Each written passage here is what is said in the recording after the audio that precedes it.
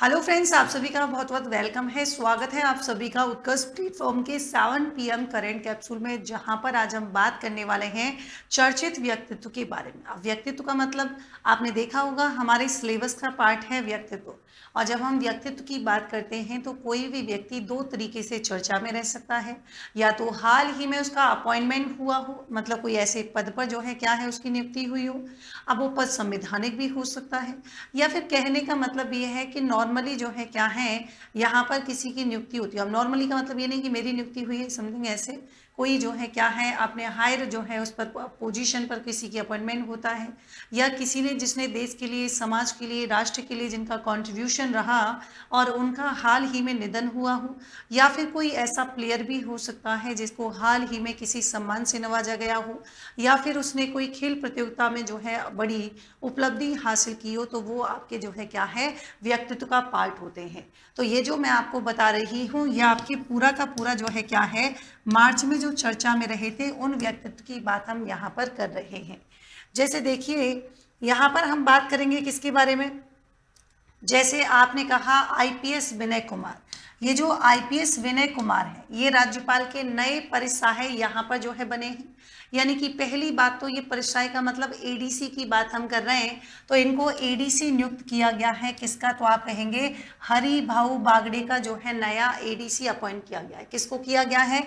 तो ये आईपीएस अधिकारी हैं जिनका नाम है विनय कुमार डीएच को किया गया है। आप जानते हैं जब गवर्नर की बात हम करते हैं तो थोड़ा सा ये भी ध्यान रखिएगा कि राज्यपाल पद का उल्लेख जो आपके मिलता है वो 153 में मिलता है कि भाई प्रत्येक राज्य में क्या होगा, एक पोजीशन होगी जिसे हम राज्यपाल कहते हैं। फिर आप जानते हैं कि देखिए आर्टिकल 154 की बात हम करते हैं तो आप जानते हैं क्या होगा कि यहाँ पर जो है जितनी भी कार्यपालिका शक्ति है क्या होगी, मतलब राज्य की जो कार्यपालिका शक्ति होती है वो कार्यपालिका शक्ति किस में निहित होंगी? तो कार्यपालिका शक्ति जो है राज्यपाल में निहित होंगी। ये वाली बात आर्टिकल 154 में लिखी हुई है ना। मैं एक आपको एक छोटी सी बढ़िया सी ट्रिक बताती हूँ जिससे आप कनेक्ट करके याद कर लीजिएगा। जैसे आप यहाँ पर लिखेंगे, यहाँ पर क्या लिखेंगे भाई, राजा का नाक है, राजा का नाक योगा से साफ, राजा का नाक योगा से साफ यहाँ पर लिखिएगा। तो देखिए 153 हो जाएगा, यहाँ पर सीधा 154, यहाँ पर आपका 155, यहाँ पर 156, 157 और यहाँ पर हो जाएगा 158 और यहाँ पर आपका कौन सा हो जाएगा 159। तो जरा देखिए प्रत्येक राज्य में क्या होगा, राज्यपाल का पद होगा, है ना। ये आपकी 153 में है। 154 में क्या है, ध्यान रखिएगा, जो कार्यपालिका संबंधी शक्ति होगी, है ना, जो कार्यपालिका संबंधी शक्ति होगी वो किस में निहित होगी, तो वो गवर्नर में होगी। 154 हो जाएगा, ठीक है भाई। 155 की बात हम करेंगे, नियुक्ति की बात हम करेंगे। और नियुक्ति यहाँ पर कौन करता है, तो आप कहेंगे नियुक्ति की जाती है राष्ट्रपति के द्वारा, है ना। वही आपकी मंत्रिपरिषद की सलाह से करेगा। 156 में आपका क्या हो जाएगा, कार्यकाल। तो वैसे तो देखिए कार्यकाल इसका क्या होता है, राष्ट्रपति के प्रसाद पर्यंत होता है, लेकिन सामान्यतः अगर हम देखें तो कितना होगा, 5 साल पहले होता है। चाहे तो पहले भी क्या कर सकता है, रिजाइन दे सकता है, त्यागपत्र, और हटाने की बात भी आएगी तो इसको जो है राष्ट्रपति हटा सकता है। फिर यहाँ पर 57 योग्यता की बात करेंगे। यहाँ पर 2 ही योग्यता मिलती हैं, भारत का क्या होना चाहिए, नागरिक होना चाहिए, और 35 वर्ष की आयु जो है क्या कर चुका हो, पूर्ण कर चुका हो, ये आपको ध्यान रखनी है। 158 में जो है से क्या हो जाएगा, सेवा शर्तें हो जाएगा। अब सेवा शर्तें आप जानते हैं कि विधानमंडल के किसी भी सदन का सदस्य नहीं होना चाहिए, है तो उसे जो है क्या है वहाँ से क्या करना पड़ेगा, रिजाइन देना, मतलब त्यागपत्र देना पड़ेगा। लाभ के पद पर कार्यरत नहीं होना चाहिए, इसे निःशुल्क जो है शासकीय सेवाएं निःशुल्क जो है इसको क्या मिलेंगी, मतलब जैसे रहने के लिए घर मिलेगा। और सबसे इम्पोर्टेंट बात कि यहाँ पर जो है लाभ के पद पर कार्य नहीं करता हो किसी के अधीन, है ना। और साफ से क्या हो जाएगा, साफ से हो जाएगा शपथ। और शपथ हम जानेंगे कि देखिए ये हाई कोर्ट का जो मुख्य न्यायाधीश होता है वो इसको क्या दिलाता है, शपथ दिलाता है। तो ये एडीसी अभी अपॉइंट किए गए हैं, ये आपको ध्यान रखना है। यहाँ पर देखिए अभी जो है सनीर पारिक चर्चा में रहे थे, जिनका समन जो है जयपुर से था। इन्होंने कैटेगरी सी यानी कि कक्षा 9 और 10 में क्या किया है, पहला स्थान प्राप्त किया है। और दूसरे हैं पायल कुमावत, जिनका संबंध भी जयपुर से है। इन्होंने कैटेगरी डी यानी कि 11th और 12th में पहला स्थान प्राप्त किया है। मतलब अभी हमारा एक जो समाचार पत्र है आप सभी रूबरू हैं उससे, दैनिक भास्कर। तो दैनिक भास्कर समूह की जो सबसे बड़ी कॉम्पिटिटिव जो है यहाँ पर होता है कॉम्पिटिटिव मतलब जो है चैंपियनशिप हुई थी जूनियर एडिटर 8। इनके विजेता जो है क्या है वो राजस्थान के दो आपके व्यक्ति बने हैं, सनील और दूसरी हैं पायल। ठीक है, मतलब बच्चे ही हैं। और तीसरी इंपॉर्टेंट बात आती है, देखिए डोल प्रसाद अरियाल, ये क्या है, तो ये अभी नेपाल में जो है सत्तारूढ़ राष्ट्रीय स्वतंत्र पार्टी के क्या बने हैं, तो आप जानते हैं इनको देश की संसद का जो है क्या बनाया गया है, तो अध्यक्ष यहाँ पर बनाया गया है। अब राष्ट्रपति जो वहाँ के हैं कौन है, रामचंद्र पौडेल हैं। इन्होंने इनको जो है पद और गोपनीयता की शपथ दिलाई है। संसदीय सचिवालय के एक बयान के अनुसार अगर हम आरएसपी की बात करते हैं यानी कि सत्तारूढ़ राष्ट्रीय जो है स्वतंत्र पार्टी की बात करेंगे तो उनके जो उपाध्यक्ष हैं अरियाल को प्रतिनिधि सभा के सदस्यों की एक बैठक के दौरान क्या किया गया, निर्विरोध संघीय संसद के निचले सदन का जो है अध्यक्ष चुना गया था। ये स्पेशली आप ध्यान रखिएगा। फिर आती हैं रिनी संपत। ये जो रिनी संपत है इनका जन्म जो है तमिलनाडु में हुआ है और ये अभी वॉशिंगटन डीसी की जो है क्या है, मेयर के पद के लिए चुनाव लड़ने वाली पहली दक्षिण एशियाई क्या बन चुकी है, उम्मीदवार बन चुकी है। 31 वर्षीय हैं, डेट कोई नहीं पूछेगा, बस ध्यान रखना कि लगभग एक दशक से जो वॉशिंगटन में रह रही थी और इन्होंने जो कैंपेन चलाए उनमें बुनियादी नागरिक सेवाएं और शासन सुधारों पर जो है क्या है काफ़ी काम किया है और अब ये ऐसी दक्षिण एशियाई उम्मीदवार बन चुकी हैं पहली। दूसरे रहे हैं आपके गोपेश नाग, भारत तिब्बत सीमा पुलिस की ओर से नई दिल्ली में आयोजित की गई थी, कौन सा संस्करण था, 26वां। वहीं पर अखिल भारतीय लॉन टॉस प्रतियोगिता हुई थी जहां पर जयपुर के रहने वाले डॉक्टर गोपेश नाग ने क्या किया, डीआईजी सीमा सुरक्षा बल की बात हम कर रहे हैं, यहाँ पर इन्होंने गोल्ड मेडल जीत लिया है। कैटेगरी कौन सी थी, वेटन वर्ग की सिंगल्स स्पर्धा थी।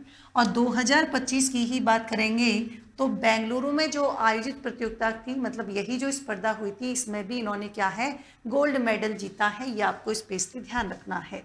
फिर बात आती है रेखा मीणा, अब राजस्थान की रहने वाली हैं और 20 मार्च 2026 को एथेंस यूरोप में आयोजित एक समारोह में गुड डिजाइन अवार्ड से इनको सम्मानित किया गया है और ये पुरस्कार 1950 से शिकागो एथेनियम संग्रहालय द्वारा इनको दिया जा रहा है। 2023 की बात हम करते हैं तो इन्हें विश्व स्तर पर क्या है, सर्वश्रेष्ठ रंग और आंतरिक डिजाइनर का क्या किया गया है, पुरस्कार इनको मिला था। फिर देखिए वीरेंद्र सिंह सिसोदिया, हाल ही में पहली बात तो जोधपुर के निवासी हैं, मतलब कहाँ के हैं, जोधपुर के निवासी हैं। और ये जो वीरेंद्र सिंह सिसोदिया हैं ये विश्व के सबसे ऊंचे जो ज्वालामुखी पर्वत है ओजोस डेल सालाडो, यहाँ पर चढ़ाई करने क्या बने हैं, राजस्थान के पहले पर्वतारोही बने हैं। साथ ही उन्होंने 100 घंटे से भी ज़्यादा क्या किया है, मतलब 100 घंटे से भी कम समय में दो प्रमुख चोटी हैं जिनका नाम है, एक तो ओजोस डेल सालाडो और ट्रेस क्रूसेस नॉर्थ समिट पर इन्होंने भैया एक नई उपलब्धि हासिल कर ली है। ओजोस डेल सालाडो की बात करेंगे तो ये एंडीज पर्वतमाला में, चिली आपने सुना होगा, चिली और अर्जेंटीना की सीमा पर स्थित है। एकांका गुआ के बाद दक्षिणी और पश्चिमी गोलार्ध की दूसरी सबसे ऊंची चोटी कौन सी है, हम कहेंगे ओजोस डेल सालाडो, तो चिली है और अर्जेंटीना की सीमा पर जो है स्थित हो जाएगी। ये आपके श्याम सुंदर स्वामी, पैरा एशिया कप तीरंदाजी में इन्होंने क्या किया है, मतलब एक तो श्याम सुंदर स्वामी थे और इनके साथ थे तोमन कुमार, दोनों की जोड़ी ने चीनी ताइपे को हराकर जो है क्या जीता है, गोल्ड मेडल जीता है। मतलब पिछले वर्ष जब ये एक कंपटीशन जब थाईलैंड में हुआ था वहाँ पर भी सुंदर ने क्या किया था, भारत को गोल्ड मेडल दिलाया था, जिसकी वजह से ये काफ़ी चर्चा में रहे थे और अभी तो है ही। साथ ही देखिए सावन खान दबड़ी का जो है निधन हो चुका है, जैसलमेर के ख्यात नाम मतलब सूफी गायक तो है ही और साथ ही साथ अंतर्राष्ट्रीय लोक कलाकार सावन खान दबड़ी का 9 मार्च 2026 को 70 वर्ष की आयु में क्या हो चुका है, निधन हो चुका है। और जैसलमेर के ऐसे पहले कलाकार हैं जिन्होंने कोक स्टूडियो जैसे जो मंच हैं वहाँ पर इन्होंने क्या है प्रदर्शन किया है गायकी का।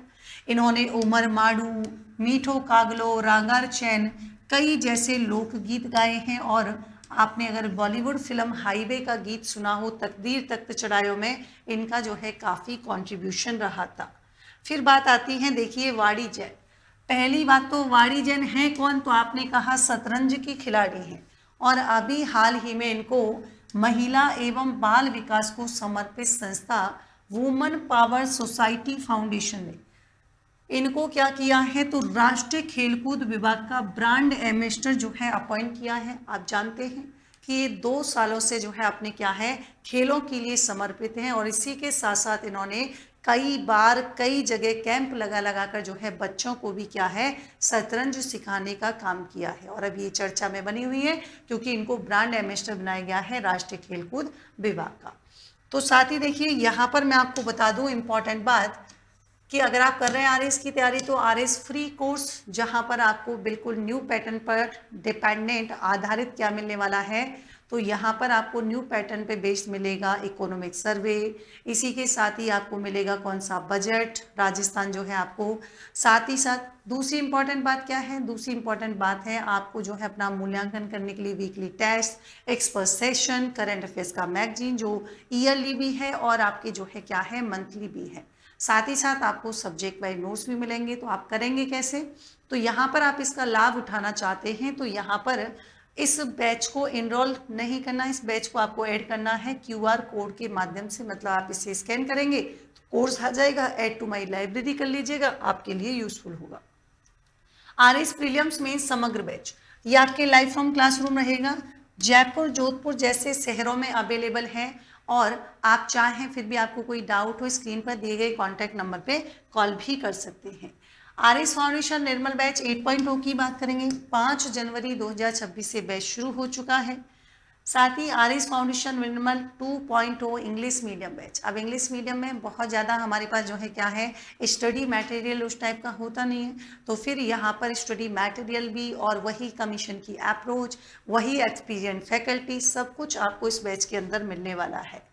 2.0 टारगेट बैच, वैकेंसी कभी भी आ सकती है, लेकिन वैकेंसी से पहले अपनी तैयारी को एक नई धार देने के लिए यहाँ पर एक बैच शुरू हो चुका है। 18 दिसंबर से target batch live from studio रहेगा। देखिए यहाँ पर आपको क्या करना है, बहुत ही इंपॉर्टेंट चीज़ है। आरएस फाउंडेशन वर्कशॉप रहेगी जयपुर, जोधपुर। जयपुर में आपके 25 अप्रैल सुबह 10 बजे, जोधपुर में 26 अप्रैल 10 बजे। ऑनलाइन मतलब ऑफलाइन बैचेज जो हैं आपके प्रारंभ होंगे जयपुर और जोधपुर पर, वो कब होंगे, वो आपके 27 अप्रैल से 2 बजे होंगे।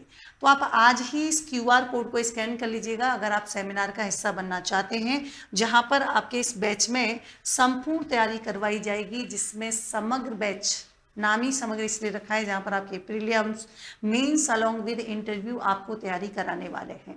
तो उत्कर्ष के साथ जो है जुड़ना नहीं भूलेगा।